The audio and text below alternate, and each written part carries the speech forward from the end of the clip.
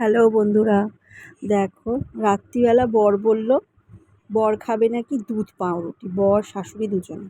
তা আমি আর ছেলে তো বাবা ওইসব তো আমাদের চলবেই না, তো সেই জন্যে করে নিলাম চাউমিন আমার আর ছেলে দুজনের, নিরামিষ চাউ। তাই আলু টমেটো কাঁচা লঙ্কা আর বাদাম দিয়ে বসিয়েছি ভাজতে।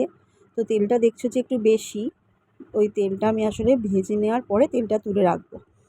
তো এবার টমেটোটা দিয়েছিলাম বলে তেলের কালারটাও একটু অন্যরকম হয়েছে, আর খেতেও বেশ ভালোই লাগবে, নিরামিষ যেহেতু পেঁয়াজ পড়েনি তাই জন্য।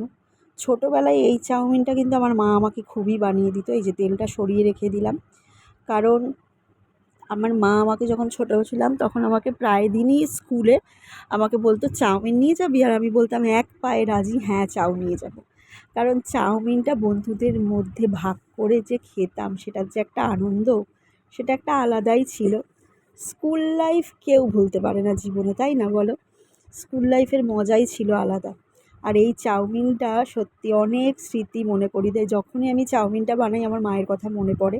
মায়ের মতো স্বাদ তো হয় না, অবশ্যই কখনোই হবে না, কারণ মায়ের হাতের রান্না আলাদাই স্বাদ থাকে। তো মা আমাকে খুব চাউমিন বানিয়ে দিত। আর আমার একটা ফ্রেন্ড ছিল, ওর নামও পায়েল। ও এই চাউমিন নিয়ে গেলেই আমাকে বলতো আজকে তোর টিফিনটা আমার, আমি কিন্তু আজ তোর টিফিনটা ফিনিশ করব। সেই স্মৃতিগুলো বড্ড মনে পড়ে জানো তো। ছোটোবেলাটা সত্যি ফিরে পেলে খুবই ভালো হতো। এখন ছেলেকে যখন এটা ওটা বানিয়ে দিই তখন নিজের কথা মনে পড়ে। টাটা।